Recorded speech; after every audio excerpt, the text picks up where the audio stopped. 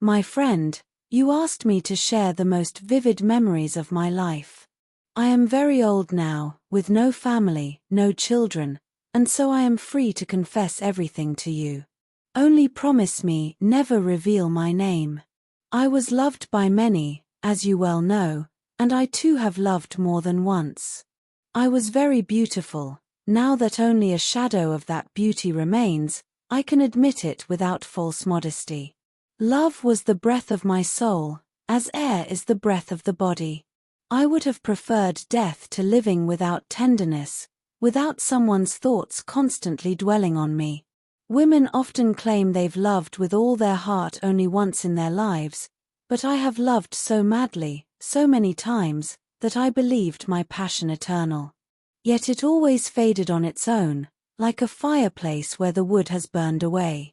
Today, I will tell you about the first of my adventures, the one in which I was entirely innocent, but which led to everything that followed. The dreadful revenge of that repulsive apothecary from Peck reminded me of a grim drama in which I became an unwilling participant. It had been only a year since I was married off to a wealthy man, Count Hervé de Coeur, a Breton of ancient lineage, whom I, of course, did not love. True love requires freedom and, at the same time, obstacles. Can love born of duty, sanctified by law and church, ever be real love? A lawful kiss can never compare to a stolen one. My husband was tall, elegant, and outwardly every inch a nobleman. But he lacked intellect. Too blunt, he delivered judgments as sharp as a blade. His mind was filled with ready-made convictions, instilled by his parents, who themselves had inherited them from their forebears. He never hesitated, always quick to voice an opinion, narrow and rigid, and could not grasp that other perspectives might exist. He was a limited man, impervious to the ideas that refresh and renew the mind, like a breeze entering through open doors and windows. The castle where we lived stood in a desolate region. A vast, gloomy structure surrounded by towering trees, their moss-covered trunks resembling the beards of old men. The park, more forest than garden, was encircled by a deep moat, the Wolf's Pit, they called it. At the far edge of the heath, near two overgrown ponds, my husband had a hunting hut built. Besides the usual household staff, we had a watchman, a coarse creature, but fiercely loyal to my husband, and a maid, passionately devoted to me, almost like a friend. I had brought her from Spain 5 years earlier. Abandoned by her parents, with dark eyes, dusky skin, and thick, perpetually tousled hair, she resembled a gypsy. She was 16 then, though she looked 20. Autumn was approaching. We hunted at neighbors' estates and on our own grounds. I noticed a young man, Baron de S., who began visiting frequently. Then he stopped coming, and I forgot about him. But I noticed my husband's behavior had changed dramatically. He grew silent, preoccupied, stopped kissing me. Though he no longer entered my room, I had insisted on a separate bedroom to have a little solitude. I often heard cautious footsteps at night, approaching my door, then retreating moments later. My window faced the lower courtyard, and I often felt someone was wandering in the darkness around the castle. I mentioned it to my husband. He stared at me for a few seconds and replied, "It's nothing. Just the watchman."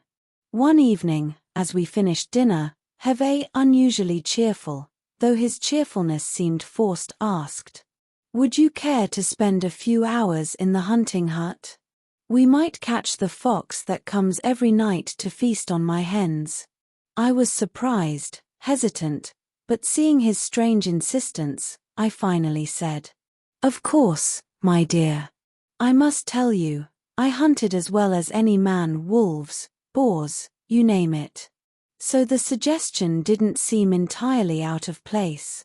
But my husband grew restless, agitated all evening, jumping up and sitting down again. "Around 10, he said. "Are you ready?" I stood, And when he brought me my rifle himself, I asked, "Shall I load it with shot or a bullet?" He looked startled, then replied, "Oh, just shot. That'll be more than enough, I assure you." Then, after a pause, he added in a strange tone, "You do have remarkable composure." I laughed. "Me? Why? Composure to shoot a fox? What's gotten into you, my dear?" And so we moved silently toward the park. The entire house had sunk into sleep. The full moon, veiled in a faint mist, cast a yellow glow over the somber old building with its gleaming slate roof. On the ridges of the two turrets flanking the castle, moonlight shimmered, and not the slightest sound disturbed the hush of that luminous, stifling, sorrowful night. Everything around us seemed dead. No breath of wind, no croaking of frogs, no hoot of an owl. A paralysis hung over all. As we passed beneath the trees of the park, I was enveloped by the coolness and the scent of decaying leaves. My husband remained silent, but his entire being, hearing, sight, scent, was consumed by the hunter's passion. Soon we reached the ponds. The reeds along the banks stood motionless, untouched by even the faintest breeze. Only now and then a ripple stirred across the water. From time to time, a single point would appear on the surface, and from it spread concentric circles, luminous wrinkles expanding into infinity. When we arrived at the hunting hut where we planned our ambush, my husband let me go in first, then slowly loaded his rifle. The dry click of the bolt struck me with a strange unease. He sensed my trembling and said, "Perhaps this ordeal is too much for you. Leave, if you wish." I replied, astonished. "Not at all. I didn't come here to leave empty-handed. What's wrong with you tonight?" He muttered, "As you wish." We stood motionless. Half an hour passed. Nothing disturbed the oppressive stillness of that autumn night.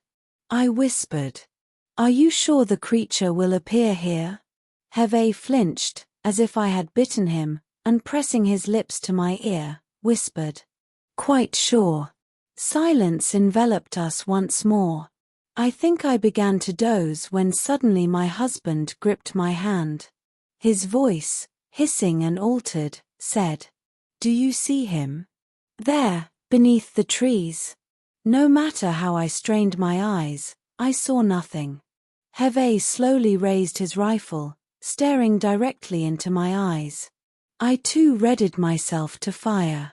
And then, 30 paces from us, a man appeared, bathed in moonlight, retreating quickly, hunched over as if fleeing. Seized by terror, frantic, I screamed, but Hervé's furious hand clamped around my throat. He threw me to the ground, then lifted me into the air, and running to the body sprawled on the grass, hurled me onto it with such force it seemed he meant to smash my skull. I felt I was dying. He intended to kill me. His boot was already raised above my forehead when suddenly he was seized and thrown down, before I could grasp what was happening. I leapt to my feet. Paquita, my maid, was kneeling on Hervé, pinning him down. She clung to him like a maddened cat, her face contorted, beside herself. She tore at his beard, his mustache, clawed the skin from his face. Then, as if overtaken by another thought, she sprang up, rushed to the body, embraced it, kissed its eyes, its mouth, pried open the dead lips with her own, trying to draw breath from them, the ultimate gesture of tender, desperate love.